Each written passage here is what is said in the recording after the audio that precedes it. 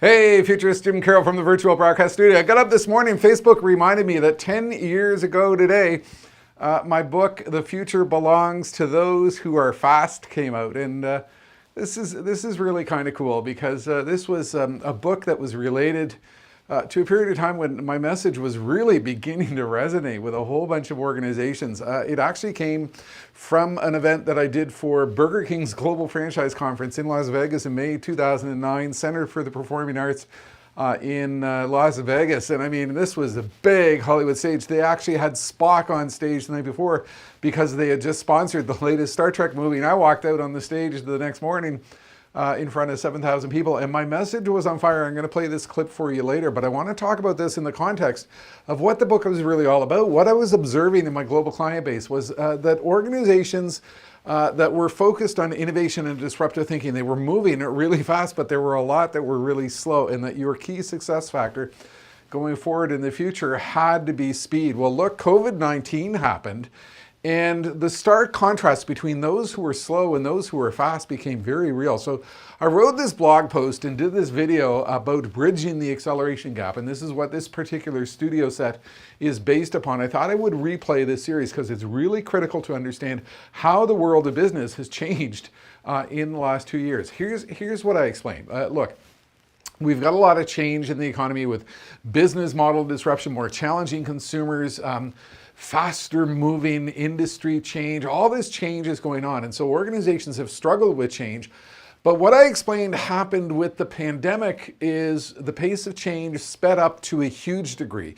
What we really had happen in every single industry is we saw 6 months of change occur or 10 years of change occur in just like 6 months. And organizations really had to pick up the pace because what happened was the gap between their ability to deal with the pace of change and that actual pace of change was increasing to a huge degree. This has become very real. And I think it's critical to understand just what this means. Look, FedEx had to scale up to deal with unprecedented shipping volumes as a result of the pandemic. Is society massively shifted with electronic commerce throughout the pandemic. The world of medical knowledge, it used to be pre-pandemic, the volume of medical knowledge was doubling every 8 years. It's now doubling every 78 days. I mean, that's a staggering pace of change.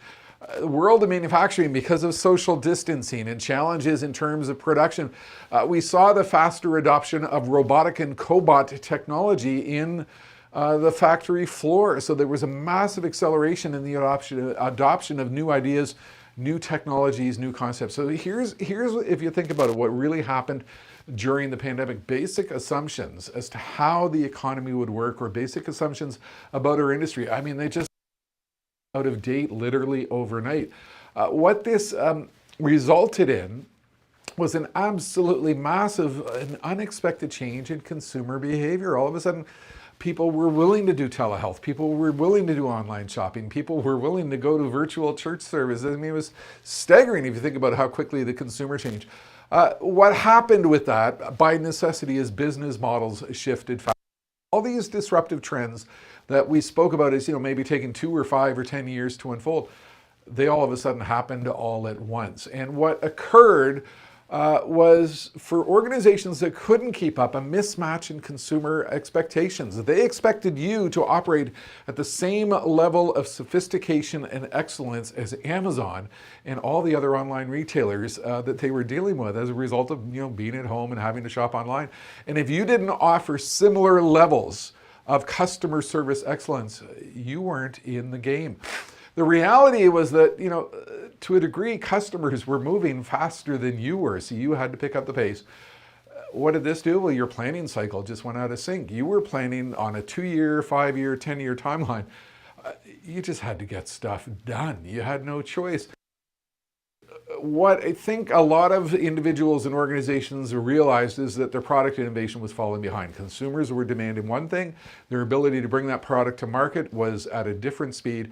And so this whole issue of timing became far more complex. And this is where we saw a lot of challenges occurring with supply chain, a lot of challenges emerging with faster, more nimble competitors. These were real implications from the pandemic. What this did was it laid bare a lot of organizations where there was weak leadership in place, organizations who simply couldn't keep up with the reality of what was occurring. And the impact of wrong decisions was bigger than ever before. I dealt with a lot of organizations that, were of a mindset, well, we're not going to deal in the world of retail with the potential impact of pick and pack and curbside delivery and all of these things that we were talking about pre-pandemic. And when the pandemic hit, they weren't ready to go. The impact of those wrong decisions was absolutely staggering. What this really did was it put into place the irrelevance of strategic planning. I mean, strategic planning went out the window with the pandemic because we had to make stuff up on a dime. And there was a resultant huge increase in the bar of expectations. So I think what this did is it really laid bare the reality of what happens when you get a sudden demand shift with consumers. And I think you can expect that going forward as product life cycles collapse, as more competitors emerge, as business models continue to evolve. Your reality going forward is going to be more change, and that's all part of the acceleration gap. You put all these things together where organizations discovered they didn't have the right stuff to deal with the reality. It really highlighted the extent of the workforce skills gap. We needed one particular set of skills.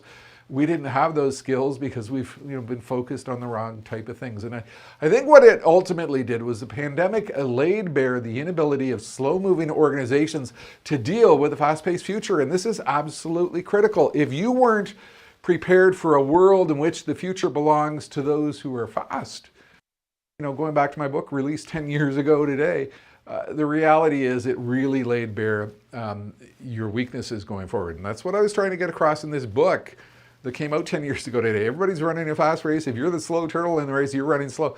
You're not prepared with the reality, of what is occurring. So going forward, what can you learn from all this? Well, I think business has changed. I think leadership has changed. If you're not doing these things, you're not prepared to deal with the reality of your competitors. I think what has happened here is a lot of business organizations have a better appreciation for the impact of digital transformation. I mean, we've been living in this digital world for 2 years. I think what really happened here as we all went into Zoom land is organizations banished and eliminated committees and slow structure and the concept of studying things and let's go away and do a report. We just simply had to get things done. What this has done is it has made organizations work and operate and act faster. Organizations realized to do a lot of this, they had to find partners to help them do things that they couldn't do before. So it accelerated the whole focus on finding fast external partnerships, finding partners who could help you get things done by virtue of necessity. What organizations really learned here, and this is really critical, is that they learned how to implement fast change. If the economy is changing quickly and business models are changing quickly and products are changing quickly and the fundamental assumptions by which we operate are changing quickly, well, we have to operate quickly. And I think a lot of organizations learned how to implement fast change. If you didn't, you're falling behind. Part of what they did to do this was they mastered the ability to assemble fast teams. We're hit with an issue. Well, let's get that person from that department, that person from that department, that person from that department, that person from that department, and that person over there. And let's pull them into a Zoom call. Let's pull them into a Google Meet call and simply accelerate what we need to do to deal with the reality of this issue. Organizations really learned to work at speed. And by virtue of doing that, they adapted faster to business model disruption. They saw the benefit of faster decision making. I mean, it's staggering to think about what we went through. They saw the power in an instant, flatter structure. Let's eliminate the hierarchy, but they learned how to accelerate their product innovation. The really cool thing is they learned how to eliminate death by PowerPoint. All goes back to that issue that they didn't study things incessantly.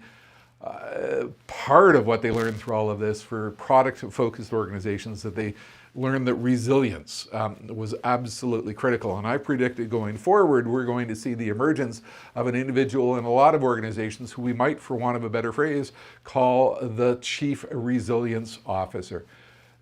Bottom line, what organizations learned here is they came to understand the need to deploy and act at speed Or in other words, they came to learn that, the future belongs to those who are fast. And that's what I was talking about in this video a few years ago in the early stages of the pandemic, bridging the acceleration gap. We've got this gap between the speed of change and our ability to deal with the change, and the pandemic has accelerated that to a huge degree. Where we find ourselves is your competitors might be running really fast. You might be the turtle in the race, and you've got to pick up the pace. So I'm going to play a clip for you at the close of this where I talk about that reality of what we are faced with. But for a moment, I'm going to go back to the desk here in the virtual broadcast studio and just hold up the book here. Get it on the right side of the screen. Here we go. Here it is here. The Future Belongs to Those Who Are Fast. It was released 10 years ago today. And it goes back to this moment in time when I walked on stage at this massive event in Las Vegas with great big lights. And based upon what I was talking about there and based upon what I was observing within my client base, I wrote the book, The Future Belongs to Those Who Are Fast. You can find it at books.jimcarroll.com. It's on Amazon. It's on other online retailers. It's available for purchase from my site. I'm actually kind of really proud of it. I'm really excited by just seeing that this morning come out on Facebook reminding me. What I'm going to do is I'm going to play this clip for you from the original presentation in Las Vegas on which the book was based. And then I'm going to close with the book that features the fast runner in the fast race with the slow turtle. The future belongs to those who are fast. Are you really positioned for a fast-paced future? That's it for now. Futurist Jim Carroll from the virtual broadcast studio. Good morning. Good morning. Innovative organizations, when confronted by change and the necessity to go forward and seize opportunity, make bold leaps. They make big decisions. They make risky decisions. They challenge themselves to do things differently every single day. There are no barriers to change. There's only our resistance to change. And that's why we need to think about innovation. That's why we need to think about doing things differently. That's why we have to confront the stop signs that we put in front of ourselves that can prevent us from achieving greatness. We're here today, and the world is going over there tomorrow really fast. And we have to change in order to keep up with high velocity change in the economy. How do we scale faster? How do we act faster? How do we innovate faster when faster is the new fast? When we are in the midst of a high velocity economy, how do we do things differently? I think some of us, we develop an organizational sclerosis, that clogs up our ability to confront and deal with change. In every single organization in the world, there are people who wake up in the morning, and the very first thought that comes to their mind when they wake up is, what am I going to do today to kill great ideas? What's the worst phrase we use in the world of business? Almost every single day. Somebody has a great idea and somebody at a meeting comes back and says, well, no, you can't do that because we've always done it this way. Realize that the world around you is changing faster than ever before. And you can look at it with fear, or you can look at it as an opportunity. We have to take risks in order to get ahead.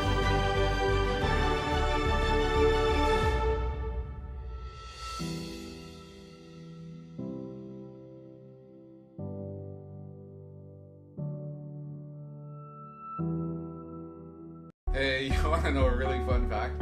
One Wall Street Journal article recently suggested that some 60% of global bank and insurance companies' business systems are still running on COBOL. An article in CIO Journal suggested the number is 80%. I don't know about you, and even if these numbers are true or not true, what is real is that we are running into a world of faster change with a massive boat anchor holding us back from doing what we need to do to align to this faster future. I'm Jim Carroll. I'm a futurist trends and innovation expert, and I spend my time with organizations worldwide putting in perspective the fast-paced trends which are completely changing industries at a furious pace. Organizations like New York Life, Wells Fargo, the National Australia Bank, Lincoln Financial, Anthem Healthcare, Chubb Insurance, and all kinds of others have had me in for high-level insight on how to respond to a world in which the future belongs to those who are fast.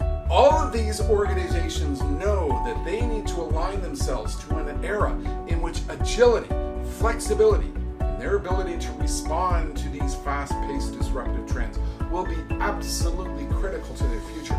They know that they need an engine and an infrastructure of growth that will give them the insight and the capability to innovate in a world of incessant, relentless change. And so while we might have a lot of legacy systems in place, think about the trends sweeping the financial services industry: blockchain, artificial intelligence, analytics, the Internet of Things, accelerating consumer and customer expectations, the impact of mobile technologies. You are involved in a tsunami of absolutely relentless change.